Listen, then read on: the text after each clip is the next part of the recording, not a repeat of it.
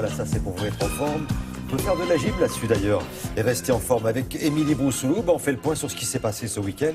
Bonjour Émilie, c'est un plaisir de vous retrouver. Oui, pour moi aussi. Et de parler rugby pour commencer. Oui, 19e journée de top 14. On avait le classico du rugby, le Stade Toulousain face au Stade Français. Les Toulousains attendaient les Parisiens de pied ferme et on peut dire qu'ils les ont bien accueillis. Large victoire de Toulouse. Regardez, admirez bien ce coup de pied parisien réussi, Thierry. Parce que c'est le seul que vous verrez de toute la rencontre. 3 points, le Stade Français en restera là. En face, Toulouse se régale. Après un essai de pénalité, les Rouges et Noirs remettent ça avec Vincent Clerc à la manœuvre. 17-3 à la pause. Pas de quoi rassasier ces Toulousains. Essai d'Alexis Palisson au retour des vestiaires. Et le festival continue. Passe au pied de Jean-Marc Doussin. François Cross récupère et à la finition, on retrouve Vincent Clerc, encore lui, doublé pour l'ailier toulousain. Le 5e et dernier essai est inscrit par Maxime Médard, l'un des hommes forts de ce match. Victoire bonifiée des Toulousains, 36-3.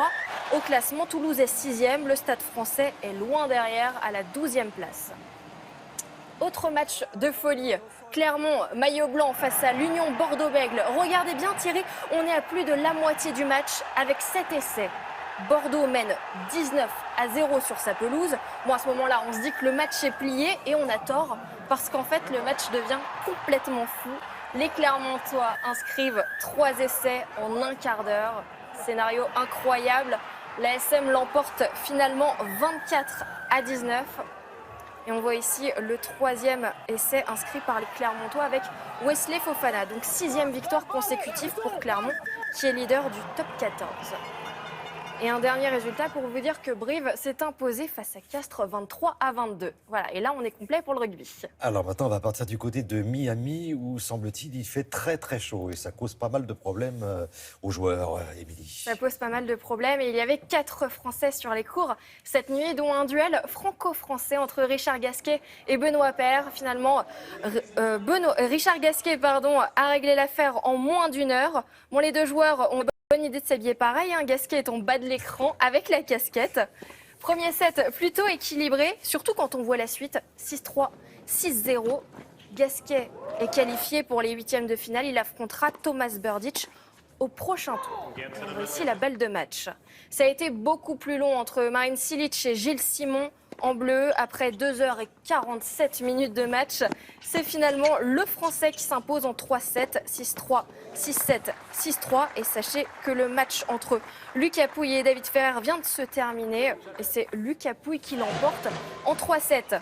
Du volley, Ajaccio soulève le premier trophée de son histoire. Les Corses remportent la Coupe de France face à Rennes. Meilleur marqueur du match, Jovica Simovski. Victoire en 5-7, les Corses l'emportent à Coubertin face aux Bretons. Du ski alpin au Ménuire, Alexis Pinturo réussit le doublé au lendemain de son titre sur le géant. Il remporte le slalom des championnats de France. Le skieur de Courchevel a résisté au double champion du monde, Jean-Baptiste Grange, qui l'a devancé de 8 centièmes. Et toujours dans les Alpes, mais à Méribel, cette fois, tout va bien pour Marie Dorin-Habert.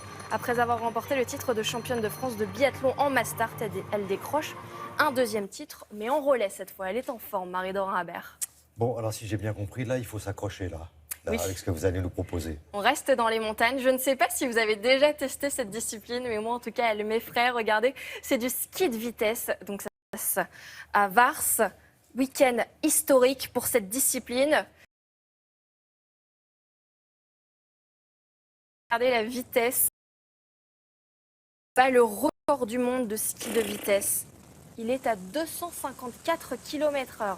Je ne sais pas si vous vous rendez compte, c'est un couloir long de 1400 mètres. On est à 2750 mètres d'altitude et la pente moyenne est de 52%.